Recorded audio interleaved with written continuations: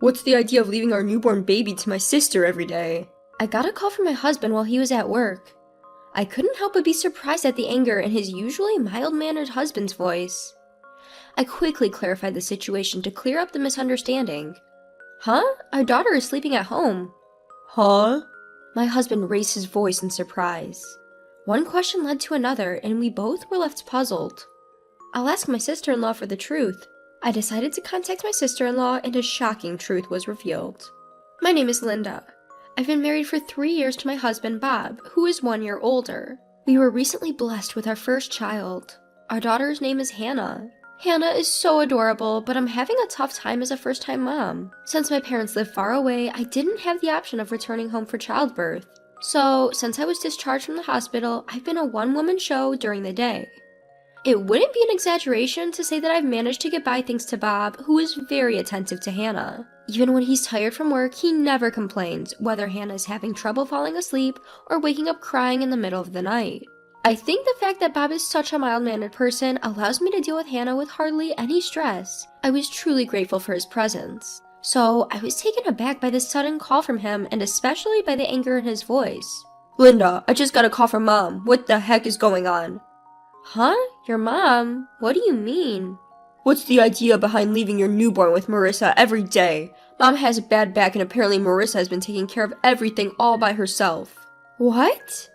I couldn't keep up with the sudden introduction of my sister-in-law and the word newborn.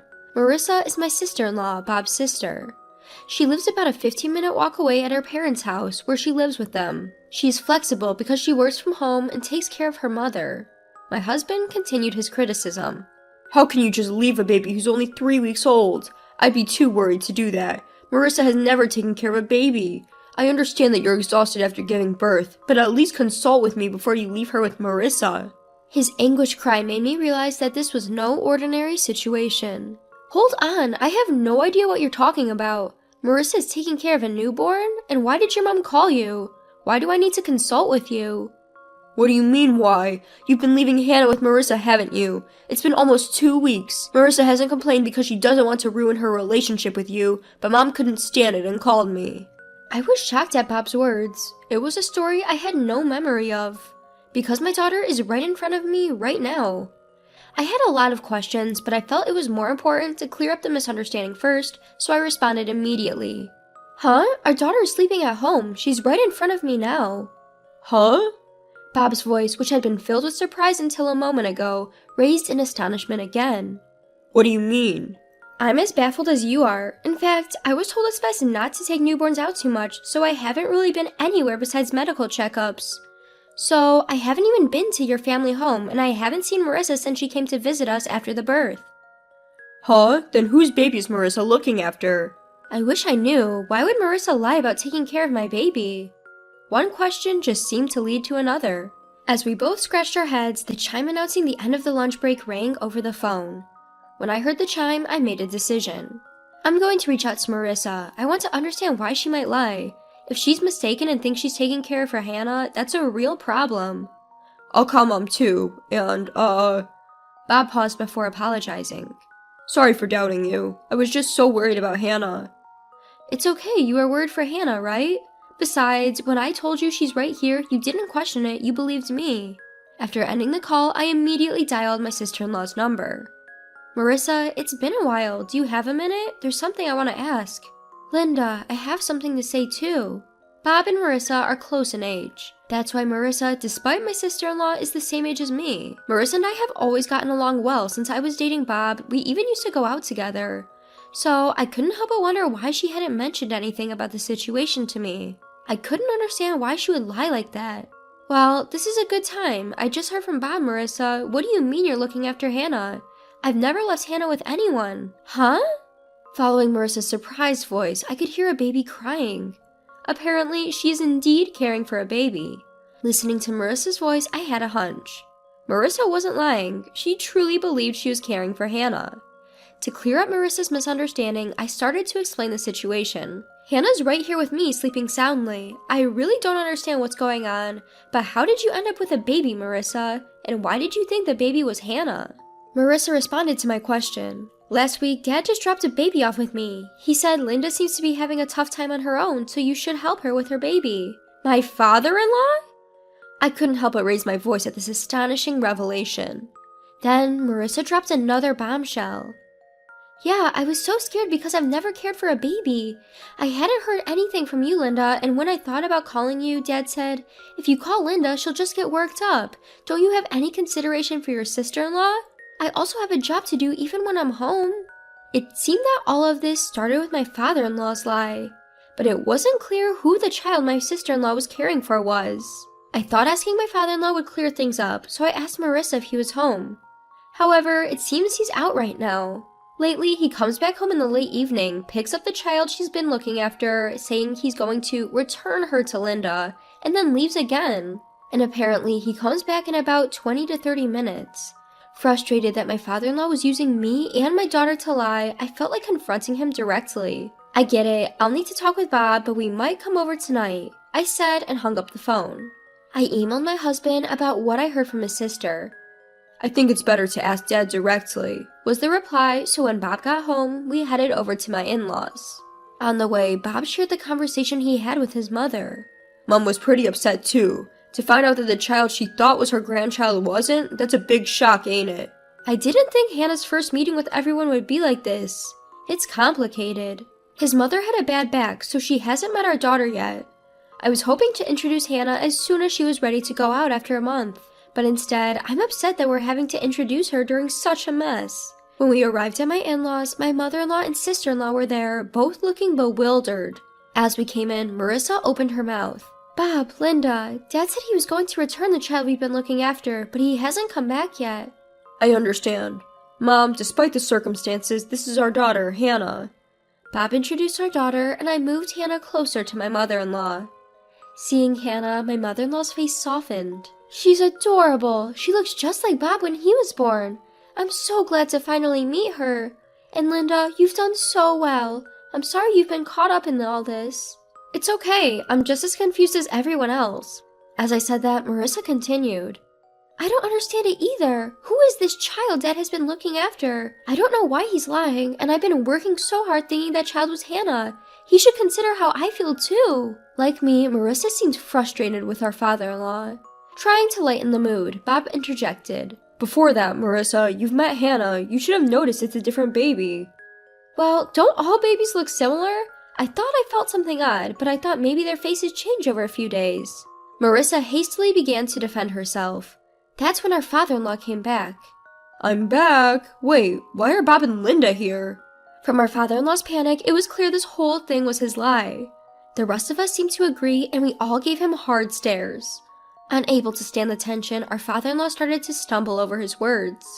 Ah, Linda, it's been a while. What brings you here? Did you leave something here? Marissa, what are you doing? I told you to check for forgotten items.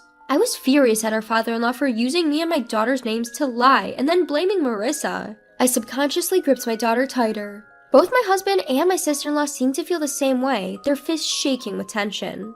The first to speak was me. Dad, are you seriously saying that? Don't you think it's a bit too shoddy, even for you? What do you mean? My father-in-law was taken aback by the anger in my voice. That's when my husband and sister-in-law joined in.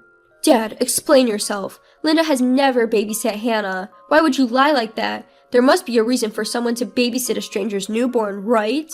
That's right. You tricked me into babysitting. Who is that child? I'm scared even if it's my brother's child, let alone a stranger's. I won't do it again. Do you have any idea how much this has set back my work?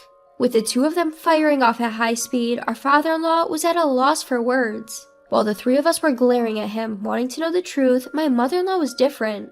She turned pale, muttering, "No way, you're not still involved with her." At my mother-in-law's words, my husband, sister-in-law, and I were stunned. My father-in-law was breaking out in a cold sweat. What do you mean? Even now, he was trying to play dumb, but my usually gentle husband had had enough. Dad, cut the crap. You've been playing dumb this whole time. You think you can get away with this? We know you've been lying about everything. Just tell the truth. Wait, Bob, calm down. Dad, you've been using Linda and Hannah to cover up your lies, and you owe Marissa an apology. Taking care of a newborn is a big responsibility, even if it's your own child. Imagine how stressful it must have been for Marissa, who's never even raised a child before. Once he started, my husband couldn't stop. Despite everything our father-in-law was saying, my husband didn't let up. Perhaps realizing he couldn't avoid it any longer, my father-in-law sighed softly, and then he confessed to the unbelievable truth. That child is mine.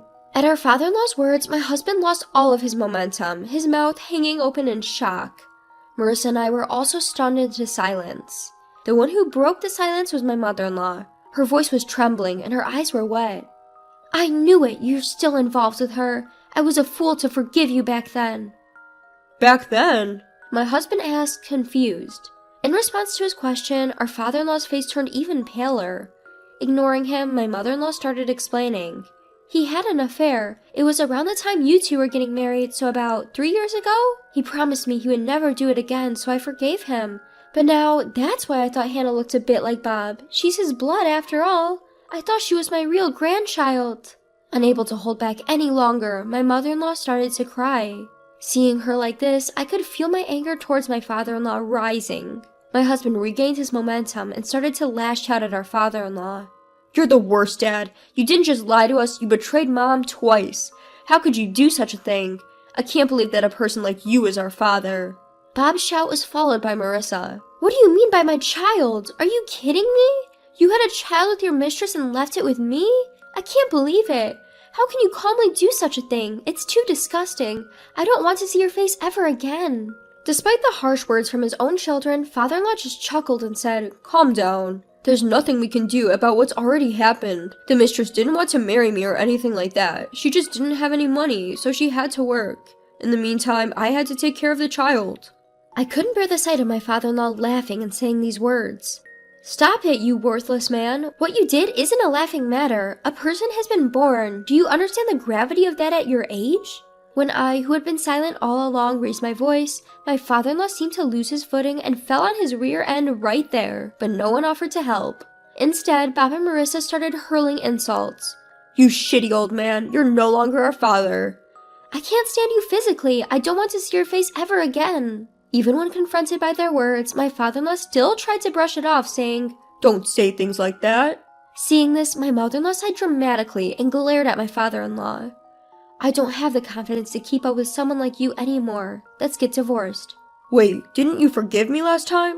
My father-in-law's artificial smile faded and his face sagged with wrinkles. The careless demeanor from earlier disappeared and he suddenly became serious. Sure, I made a mistake by cheating, but if letting off steam outside makes our home peaceful, isn't that a good thing?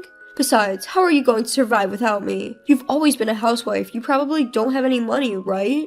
As my father-in-law clung to my mother-in-law's feet and said this, I watched him with cold eyes. When I glanced over, my husband and sister-in-law were also giving my father-in-law the same look. Everyone in the room was fed up with my father-in-law. My sister-in-law shouted out with anger. I'll take care of Mom, so we'll be fine without you. How are you planning to live? You've always relied on Mom for everything from meals to laundry. Are you sure you'll be okay on your own now? Marissa's words clearly upset my father-in-law.